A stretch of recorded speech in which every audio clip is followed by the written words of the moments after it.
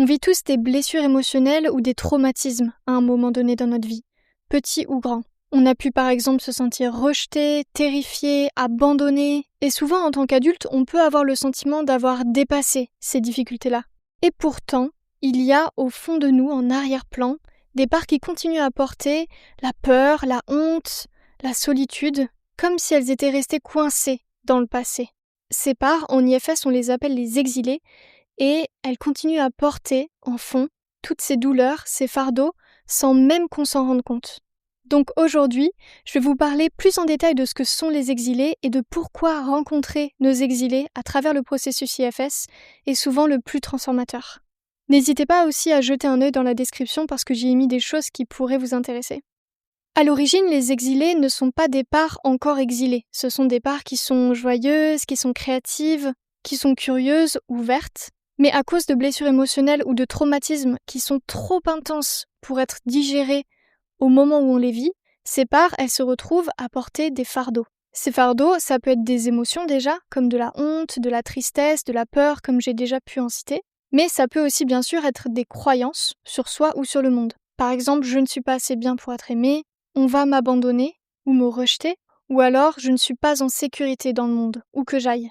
Donc ces parts se retrouvent à porter ces fardeaux-là, et pour éviter que cette douleur nous submerge, nos parts protectrices, donc nos managers et nos pompiers, essaient de maintenir nos exilés à distance de notre conscience, pour qu'on puisse continuer à fonctionner au quotidien, si bien que parfois on n'a pas du tout conscience qu'elles sont là. Et c'est pour ça qu'on appelle ces parts exilées. Donc voici quelques exemples d'exilés.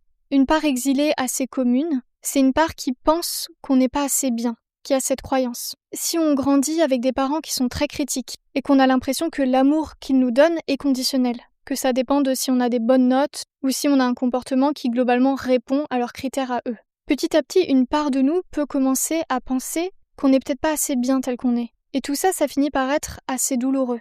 Et pour éviter que cette douleur-là soit trop intense, qu'elle nous empêche de fonctionner, on peut par exemple avoir une part manager qui va nous pousser à beaucoup travailler, à faire en sorte qu'on soit parfait ou parfaite, qu'on fasse tout bien. Elle fait ça pour éviter qu'on soit critiqué et que cette blessure, ce sentiment de ne pas être assez bien, ne soit réactivé.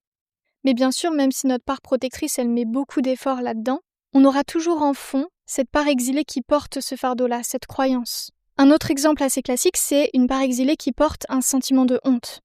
Si on vit par exemple des moments dans lesquels on est moqué, on est jugé, humilié, que ce soit à l'intérieur de la famille, que ce soit dans un groupe, au travail, à l'école, une part de nous peut commencer à porter un sentiment de honte. Et puis peut-être aussi la croyance qu'il y a quelque chose de ridicule ou de mauvais en nous. Et donc pour éviter de ressentir cette honte qui est désagréable, voire intense, on peut avoir une part protectrice qui va nous pousser à nous rendre assez invisibles, à rester discrets, à pas trop nous montrer, nous exposer, au moins dans certains contextes, à contrôler l'image qu'on donne aux autres.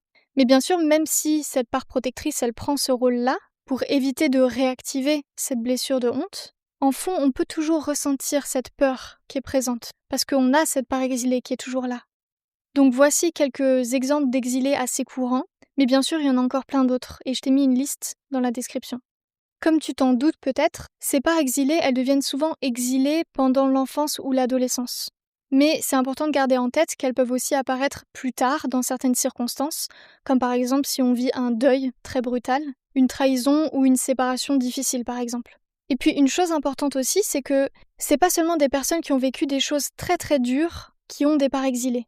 Quand je parle d'événements très très durs, ça peut être vivre une guerre, des parents extrêmement violents, vivre à la rue, ce genre de choses. C'est bien plus subtil que ça. Et tout le monde a des parts exilées, parce qu'on vit tous des blessures émotionnelles ou des traumatismes. Et bien sûr, vivre avec des parts exilées en nous, ça a des conséquences. Ça a des conséquences sur nos relations, sur notre travail, sur notre bien-être. Ça a tendance à impacter toute notre vie. Et puis surtout quand on a beaucoup de parts exilées ou des parts exilées qui portent des fardeaux très très douloureux, on peut avoir un sentiment d'insécurité un peu constant. À un moment de ma vie, par exemple, j'ai remarqué que j'avais toujours le sentiment d'être un peu menacée par quelque chose d'invisible, toujours un peu oppressée, une sorte d'insécurité latente. Une des difficultés que je veux aussi nommer, c'est que parfois, on n'a pas du tout l'impression d'avoir des exilés. Quand on regarde la liste, ça peut ne pas résonner. Moi, c'était mon cas, mais c'est aussi le cas de beaucoup de personnes que j'ai accompagnées qui me disaient « mais je me reconnais pas du tout dans cette liste-là ». Et en fait, c'est bien normal, parce que justement, elles sont exilées. C'est un peu comme des voisins qui vivent autour de chez nous, mais qu'on connaît pas du tout. On sait pas ce qu'ils pensent, on sait pas ce qu'ils vivent, on sait pas ce qu'ils font, on sait pas ce qu'ils croient. On n'a aucune idée de qui ils sont vraiment. Et les exilés, c'est un peu pareil. Parfois, on a l'intuition qu'il y a des exilés, mais on sait pas vraiment à quoi ils ressemblent et quels sont les fardeaux qu'ils portent. Parce que ces parts sont exilées, elles sont pas forcément très simples à observer, elles sont pas très visibles, en général. Et ce qui est intéressant avec l'IFS, c'est que ça nous permet d'aller rencontrer assez rapidement ces parts exilées dont généralement on a assez peu conscience. Et de découvrir qu'effectivement elles portent toutes ces croyances, toutes ces émotions qui sont parfois très intenses. Et bien sûr, quand j'ai commencé à faire de l'IFS, j'ai découvert que j'avais tous ces exilés en moi, toutes ces parts qui portaient des croyances et des émotions parfois vraiment lourdes. Même si au départ, j'avais l'impression d'être plutôt confiante, d'être joyeuse, d'être aimée, et que quand je regardais cette liste, je raisonnais pas forcément avec le fait de me sentir pas assez bien, d'avoir peur d'être abandonnée, d'être rejetée. J'étais assez surprise de découvrir qu'au fond de moi, il y avait effectivement de la honte. Il y avait une peur de l'abandon. Il y avait ce type de fardeau-là, et des parts exilées qui les portaient, et pour qui c'était très lourd. Parlons maintenant de ce qu'on fait en pratique, en IFS, avec nos parts exilées. Donc c'est un résumé qui est assez basique, assez simpliste aussi, mais c'est pour te donner une idée globale de comment ça se passe.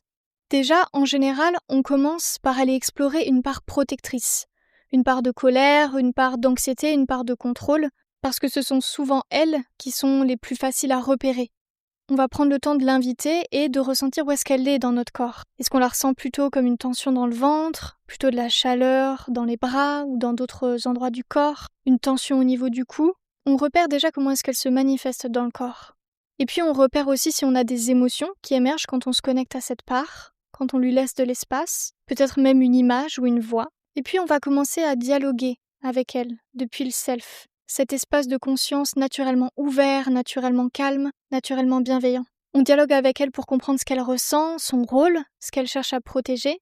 Et souvent, nos parts protectrices nous le disent assez clairement. Si on parle à un manager perfectionniste, par exemple, il peut nous dire clairement quelque chose comme « Mon rôle est de te pousser à tout faire parfait pour éviter que tu te sentes nul, que tu te sentes pas assez bien. » Et quand cette part nous dit ça, on sait qu'on a dans notre système une part exilée qui porte cette douleur, ce fardeau, de pas se sentir assez bien. Et si notre part protectrice accepte, on peut aller rencontrer cette part exilée. Toujours avec cette intention de la comprendre et d'être là pour elle. On peut lui poser plein de questions sur comment elle se sent, son âge, si elle a des souvenirs. Un peu comme si on allait voir ce voisin qu'on connaît pas du tout et qu'on allait prendre un thé avec.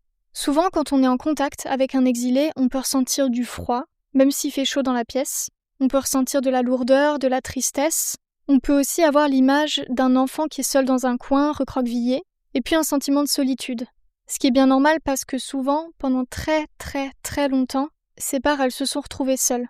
Donc quand on rencontre nos parts exilées depuis le self, et j'ai fait toute une vidéo sur le self pour expliquer plus en détail pourquoi ça fonctionne, nos parts exilées relâchent les fardeaux qu'elles portent, toutes ces croyances et ces émotions. Si on revient, par exemple, à cette part exilée qui porte le sentiment de ne pas être assez bien, si on l'accueille depuis le self et qu'on lui offre la sécurité dont elle a besoin, naturellement, petit à petit, elle va sentir qu'elle peut laisser tomber cette croyance, qu'elle peut s'en libérer. Et quand on fait ça, nos parts exilées, elles peuvent retrouver leur qualité initiale de joie, de spontanéité, de créativité, d'amour. Et puis à ce moment-là, nos managers et nos pompiers, donc nos parts protectrices qui jusque-là faisaient de leur mieux pour que la douleur que portaient les exilés ne ressorte pas, ne soit pas ressentie, ils sentent qu'eux aussi ils peuvent se détendre. Donc c'est tout un pattern qui se relaxe. Une chose importante à comprendre, c'est que généralement, on a naturellement tendance à éviter de ressentir la souffrance que portent nos exilés, parce que c'est parfois intense. Mais si on ne fait rien, nos parts exilées, elles continuent à porter cette douleur. Et nos parts protectrices, elles continuent à être réactives, à essayer de nous empêcher de ressentir cette douleur encore et encore. Et tout ça, comme je le disais au début, ça impacte fortement notre vie. Ça crée de la colère, de la tristesse, de la destruction, de l'isolement, etc., etc. Donc à un moment donné, c'est nécessaire d'aller rencontrer ces émotions qui sont cachées au fond de nous. Ça nous permet de sortir des patterns qui nous font du mal et qui font du mal aux autres. Mais c'est important aussi de ne pas le faire n'importe comment. J'entends souvent « feel your feelings », « ressens tes émotions ». Mais en fait, si on ne le fait pas depuis un espace de sécurité, ça peut vite devenir trop intense. Donc en IFS, le self, qui lui a naturellement une grande sécurité, nous permet d'aller rencontrer toutes ces émotions, tous ces états qui sont difficiles, qui sont intenses. C'est comme ça que nos parts exilées peuvent sentir qu'elles sont en sécurité, qu'elles peuvent être entendues, vues, qu'elles peuvent se relaxer.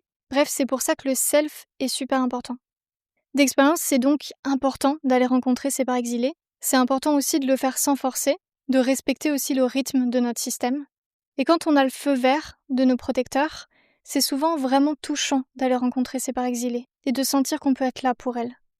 Encore une fois, ça peut être vraiment intense d'être en contact avec des parts exilées, donc je te conseille vraiment, si ça t'intéresse, de plutôt contacter un praticien ou une praticienne pour que tu puisses être guidé et safe. Voilà, j'espère t'avoir donné une bonne idée de ce que sont les exilés. Bien sûr, il y a encore plein de nuances, l'IFS c'est assez complexe.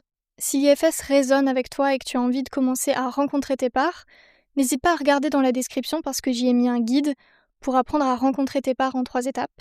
Et si tu veux en savoir plus sur l'IFS, tu peux aussi regarder mes autres vidéos dans lesquelles je parle des différents types de parts mais aussi de plein de notions importantes en IFS. Prends soin de toi et prends soin de tes parts.